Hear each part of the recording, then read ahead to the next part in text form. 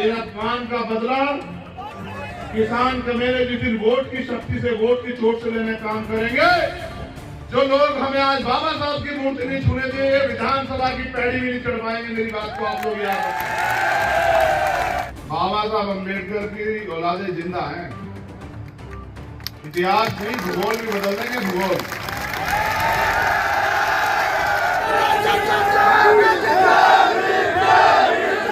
देखो मेरे प्यारे भाइयों, अगर आप मेरे एक इशारे पे नहीं चलोगे तो मेरी ताकत कम हो जाएगी। इन नारों को सुन के मैं बड़ा हुआ हूं। बैठ जाओ। आपने मुझे तलवार भेंट की, मैं इसको इसलिए लेके आया कि आप इसको देख लो। मैं इसको मना कर रहा था अपने भाई को कि मुझे मत दो। इसका एक कारण है, ये आज भारत लोकतांत्रिक हो गया है। तलवार से कोई लड़ाई नहीं जीत सकते हम लोग। अगर तलवार से जीतते तो यहाँ क्यों बैठते थे भाई? जंग लगाने को थोड़ा ही दोगे तुम मुझे, समझ रहे हो? तलवार से कोई लड़ाई नहीं जीती जा रही। भारत लोकतांत्रिक देश है, संविधान है। जिनके पास कलम की ताकत है, ये कलम उनका राज है। जिनका राज है वो कोई धरना नहीं करते। मैं यहाँ के विषय में भी बात रखूंगा, जो आज घटा उस पर भी बात रखूंगा। मैं बस आपका ध्यान आकर्षित कर रहा हूं। आप यहाँ इसलिए बड़ी संख्या में जुटे हैं क्योंकि आपको तकलीफ है और आप चाहते हैं आपकी तकलीफ खत्म हो जाए। तकलीफ आपकी एक नहीं है, आपकी तकलीफ कई। मैं आपको वास्तविक स्थिति पर लेके आता हूं। 14 अगस्त 1947 को भारत गुलाम था। 15 अगस्त 1947 को भारत आजाद हुआ। लेकिन इस देश के किसान, कमेरे और वंचित वर्गों को, महिलाओं को अधिकार नहीं मिले। अधिकार मिले जब 26 जनवरी 1950 को बाबा साहब अम्बेडकर द्वारा लिखित संविधान इस देश में लागू हुआ। तब इस देश के वंचित वर्ग के लोगों को जानवरों के जीवन से इंसानों के जैसा जीवन जाने का अवसर मिला। अगर देश के प्रथम प्रधानमंत्री आजाद भारत के बेटी को भी प्रधानमंत्री बनने का मौका मिला तो वो बाबा साहब अम्बेडकर के संविधान की वजह से मिला। अगर आज बहन बेटियां डॉक्टर, इंजीनियर, IAS, IPS बन रही हैं तो वो भारतीय संविधान में जो महिलाओं को अवसर मिले उसकी वजह से मिल रही। और आज अगर हमारी बहनें विधायक, मंत्री, मुख्यमंत्री, प्रधानमंत्री, राष्ट्रपति बनी है आज एक वंचित वर्ग की महिला, तो ये भी बाबा साहब डॉक्टर भीमराव अम्बेडकर के संविधान की वजह से हो रखा है। भाई मेरी बात पे गौर करना आप सब लोग। लोकतंत्र का मतलब ये है कि जिनकी ज्यादा संख्या उनका राज होगा, जो बहुसंख्यक लोग होंगे उनका राज होगा। यही तो लोकतंत्र है ना, कि जिनकी वोट ज्यादा होगी उनका राज होगा। आपने तो सबसे बड़ी लड़ाई कमजोरी ये कर दी कि जिनके 10,000 वोट है उनका विधायक बन रहा, जिनके 80,000 वोट है वो बैठ के तमाशा देख रहे। देखो क्या किया आपने। मैं ये नहीं कह रहा कि दूसरे लोग नहीं, सब बन सकते हैं, लेकिन आप ये बताओ, अगर दुश्मन के हाथ में औजार दोगे तो आपका इलाज करेगा नहीं करेगा? बताओ। अब आज उसी के लिए तो परेशान हूं। मैं वापिस आता हूं। मैं जब आ रहा था, हमारे साथी यहां से भी कह रहे थे, एक साथी हमारे बड़ी अच्छी बात की उन्होंने, कि ये कह देंगे कि संविधान बाबा साहब ने नहीं लिखा है। संविधान तो क्या नाम बताया उनका? ए भैया छोड़ो, वीरवार मत बताओ। सुनो, बाबा साहब अम्बेडकर की औलादे जिंदा हैं। इतिहास नहीं, भूगोल भी बदल देंगे। भूगोल ऐसे गुंडे मवाली बहुत देखे हमने, समझ रहे हो? हमारा मन नहीं था जाने का वहां, तुम्हें सच बता रहे।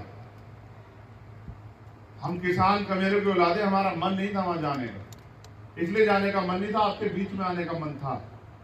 वरना भाई लोग यहाँ बैठे हैं, अगर जाने का मन होता तो वो क्या वो डंपर वंपर लगाए थे, वो डंपर वंपर पलट के जाते भीम आर्मी। आप जानते नहीं किसान यहाँ जो बैठे हैं वो जानते। मैंने कहा कि रुक जाओ, तुम्हें लगता है कि हम आजाद हैं, है या नहीं है? तुम्हें लगता है ये डंपर रोक लेंगे क्या हम? सुनो, हम यहाँ आए क्यों हैं? हमारा असल मकसद वो नहीं है। भाई ने बताया जब मेरी बात की शुरुआत कर रहे थे कि मैं माल्यार्पण का विरोध नहीं, मैं माल्यार्पण का विरोध नहीं करता, मैं माला पहनने का विरोध करता हूँ। माल्यार्पण तो मैं अपने महापुरुषों को करता हूँ, इसलिए करता हूँ, उनका कर्ज है हमारे ऊपर, उन्होंने हमारे लिए बलिदान दिया, वो हमारे लिए लड़े, संघर्ष किया, एक एक अधिकार के लिए जो आंदोलन किया, लाठियां खाई। हम क्रांतिकारियों के बच्चे हैं, हमें इस बात पे फख्र है इस देश में, किसान को मेरे को इलाज है। लेकिन मैं माला इसलिए नहीं पहनता कि जिनके समाज के लोग यहाँ, जैसा भाई ने एक स्पीच में बताया कि बहनों को खींचा गया, उनको पीटा गया, गाड़ियों में भरा गया, ये लड़ाई यही नहीं चल रही है देश में। वहां देखो आप जंतर मंतर पे क्या हुआ, पहलवान बेटियों के साथ किस तरह का अन्याय किया गया, देखा आपने? कल हरियाणा में किसानों के साथ किस तरह का अन्याय किया गया, वहां के नेता सारे उठा के बंद कर दिए, किस तरह पीटा गया, एक किसान शहीद हो गया है। आपको लगता है मांगने से अधिकार मिल जाएंगे? अब तक आपकी समझ में नहीं आया कि अधिकार कैसे मिलेंगे। अधिकार छीनने पड़ते हैं, छीनने, और छीनने के लिए दम चाहिए। आप समय तय कर लो, जो सीनियर कमेटी के लोगों में अपनी तरफ से आदेश नहीं देता हूं, मैं आंदोलन में आपकी मदद करने के लिए आया, उसकी पकड़ी मारने नहीं आया कि मैं इस आंदोलन को आगे बढ़ाना चाहता हूं। आप जो तय करो, हमारे सीनियर साथी यहाँ हैं, अगर आप तय कर दोगे तो इस फैक्ट्री में एक दिन काम नहीं होगा, मेरा आपसे वादा, ताला लगा देंगे फैक्ट्री। हमारी जमीन आपको नहीं पता किस भाव दी है सरकार ने और किस भाव खरीदी जा रही है। आपको नहीं पता किस भाव देनी चाहिए थी,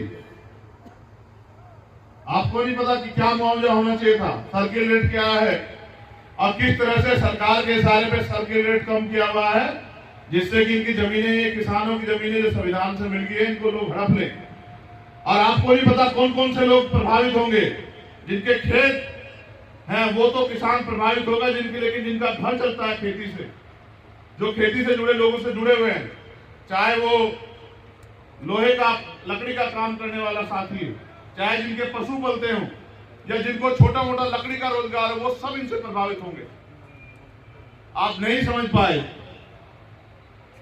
इस देश के किसान कमेरे जब तक एकजुट नहीं होंगे, इस देश के किसान कमेरे जब तक भाईचारा स्थापित नहीं करेंगे, इस देश के किसान कमेरे जब तक कागज लेके दूसरों के नेताओं के आगे खड़े रहेंगे, हर सरकार के आगे, तब तक आपको अधिकार मिल ही नहीं सकता। इस बात को आप याद रखो। जो किसान फसल के लिए इतनी मेहनत करता है, धरती का सीना चीर के और दिन रात जाग के तमाम तरह की मुसीबतें सह के फसल पैदा करता हुआ, आज तक नहीं समझ पाया कि वो इस देश में जब तक अपनी राजनीतिक ताकत नहीं बनाएगा, तब तक उसको कागज लेके या इस तरह के आंदोलनों का सामना करना ही पड़ेगा। और जहां जितनी ताकत बना लेगा, उस दिन उसकी फसल की भी गारंटी मिलेगी, और कोई तानाशाह की जमीन पे कोई जबरदस्ती एक्वायर नहीं कर पाएगा। अगर आपको ये जमीन अपने हिसाब से जो मुआवजा आप चाहते हैं वो करनी है, तो फिर आप ये भी तय कर लो। मेरे लोग तो इसे अपना अपमान मान रहे थे कि भाई उन्होंने जाने दिया, भाई सरकार उनके नहीं जाने देंगे। तुम्हारी सरकार है क्या? लोकतंत्र में वोट की शक्ति सरकार में नहीं, सरकार उनके नहीं जाने देंगे तो नहीं जाने देंगे। मगर हम वहां जा क्यों रहे थे आपको पता है? हम वहां शहीद आजम सरदार भगत सिंह जी को नमन करने के लिए जा रहे हैं, जिनकी वजह से ये मुल्क खड़ा हुआ, जिन्होंने हंसते हंसते फांसी के फंदे चुने।